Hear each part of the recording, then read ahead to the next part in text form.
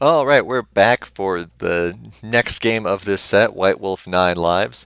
If Lofi in chat will stop trying to change every team name to involve the word loaf. Um, Jeff, White Wolf, how do you think they're going to move into this next game? For me, you give Foeden a more advantageous matchup in the top side. They are red sides. They will have the last pick here. So give him the best counter pick you can. Maybe ban the Scion because Scion is such a sort of an uncounterable matchup because he just wants to scale and survive. Um, and also consider banning the Cassiopeia away from Brandana. Well, yeah, I mean, and there's the trade-offs, especially when you're getting into the questions of targeted bans. Is what are you more scared of? Are you scared of the Shen or the Scion, right? Mm-hmm. And you ban both of them, then you're losing something else. We'll have to see what kind of decisions they decide to make here. They did have a very good early game. They just weren't quite able to transition that. Yeah, So, also, I would like to see maybe more attention paid to Foeden up in the top side because when you have someone like Darius who is a lane bully, you want to get him ahead. And we didn't really see jungle pressure on the top side for White Wolf. So if you're hoping that Foeden will win top side and you're trying to maybe win the game through him, you got to devote some resources up there also. well, it seems like Nine Lives is fine with sticking with their previous game plan, banning out. Yeah, if you're 9 lives, you feel good. I mean, you gave Morgana away to Ashaway. She hit a ton of dark bindings, but it still didn't matter. So you're feeling fine. Fine, fine, fine. There's the Cassiopeia ban and the Amumu. So two bans from White Wolf reacting to last game. I mean, in this situation, do you ban like the Shen maybe? Or they do take the Morgana away this time. Because, I mean, theoretically, Odin's going to be playing the Scion. Either way, right? Yeah, you've left it up. I would be surprised if we don't see Scion taken by either side, to be honest. I haven't seen Foeden play it, but it's just such a strong pick in the current meta that, if he can play it, well, it'll be first picked, it looks like, right now. So Greatbeard of Odin, we know it's a pick that he likes personally. So not only is it a good meta pick, but it's a good pick for him. So first pick Scion goes right away. So now if you're White Wolf, you don't have to worry about saving that last pick for a top lane counter because you know what's coming. You can save that last pick for a mid lane counter, perhaps. Scion, Scion, Scion.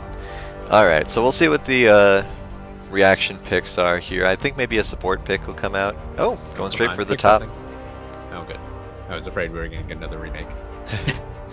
Alright, getting Ornn for the first time here in Split 5.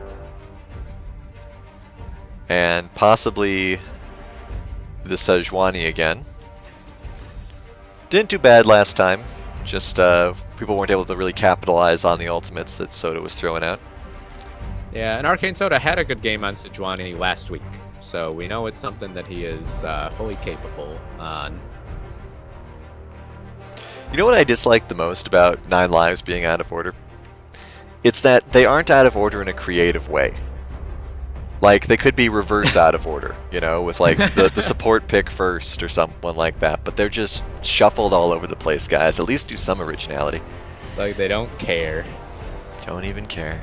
And Alright. Brandana gets the Syndra, which I think is actually very relevant. You take away the Cassiopeia, but Brandana was awesome on Syndra last week. It was a ban that White Wolf made in game 1. Mm-hmm. So you pick your poison, and this time you're going to be swallowing the damage of Syndra. See if they can absorb it. Primudin going on the Ziggs. A lot of wave clear, a lot of poke. Ideally just staying away from the Syndra. I know that Urgot is very popular right now, but I don't know if banning him was necessarily necessary, I mean, maybe trying to keep that Syndra or the Scion away would have been a better choice.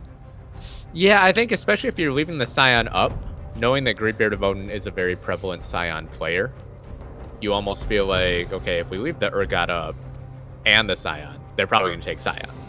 So you don't have to worry about the Urgot. Do And have another ban aimed at Ashaway. That's another one of her champions. So you oh, wonder where she'll go at this point. I actually wonder if they'll do another one at Ashway as well. Take the Nami off the board as well. At this point, I'd be surprised if not. I mean, there's not enough AD carries off the board really to target ban Pointy Ball probably. So just squeeze where you've already squeezed. That wasn't well phrased, but It's just Oh, Sliver.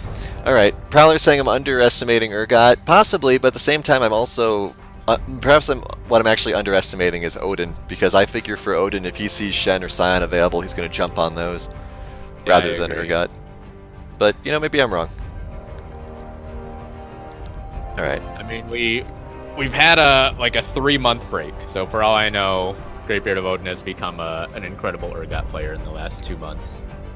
But when I think Greatbeard of Odin, I think Shen Scion. So if you give him the choice between Urgot Scion, I would be surprised if he didn't take the Scion. Yeah. Prowler's insisting that he would take the Urgot. I guess we'll see at some point down the line. Sona picked up. That was also called out. Not that surprising. Sona's another that Ashway is very good with, landing those monster ults. Yeah, big crescendos. Another new showing up here. Another Ziggs, too. We didn't mention that for Prim Eden. Misfortune's first appearance here in Split 5. Port Swimmer, is that you? Was Gotta get a, lucky. was a very powerful force early in the LCUS. So we're just waiting on the AD carry pick of White Wolf.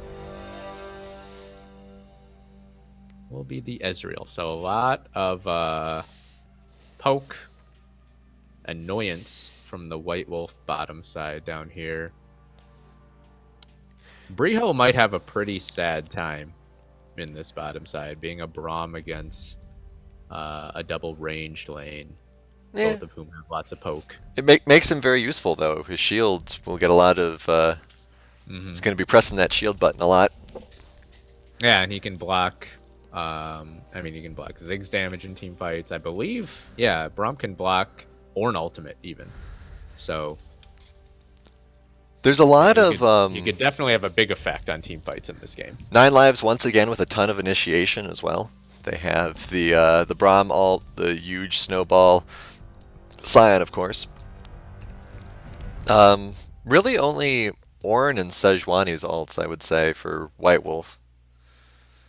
What I worry about for 9 lives is their damage. Actually, when your damage is Syndra Misfortune, it's a lot of. I mean, when you think Misfortune, you think bullet time.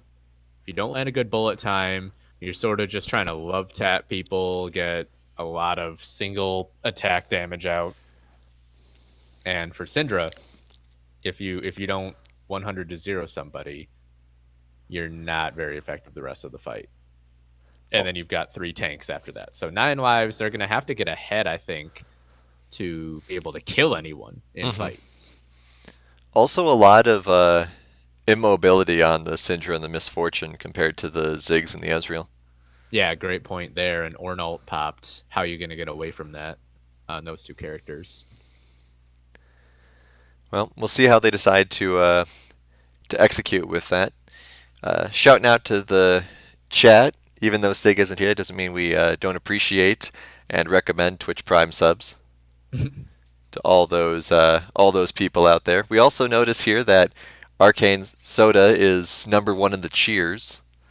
Someone should try to take that from him. That's always entertaining. For Loco Addict saying he misses Sig. That hurts, man. I mean, we miss Sig too. We do miss Sig. But, you know, Everyone misses Sig. everyone misses Sig. He's probably sleeping right now, that poor West Virginia time zone. All right, so I think that White Wolf has a chance here, but I think 9 lives is going to be able to pull it out again. I think that their initiation will be a little bit too much for White Wolf to handle again. I'm actually going to lean the other way. I think that 9 lives, you have the Great Beard of Odin coming on in the Unstoppable Onslaught. which is almost a guaranteed initiation. But there's just so little damage from Nine Lives. I'm very concerned about them if they don't get ahead early. White Wolf, they can kite back. With the sustain from Ashaway, I think that they can play around these fights correctly and eventually find something where if you kill one of the carries of Nine Lives in a fight, it's over because there's just not enough to come out from just one of those two carries. All right. Well, 20 seconds left. We'll see if you're right about that. Granted, Nine Lives has proven several times that they're able to seize an advantage when it's offered to them.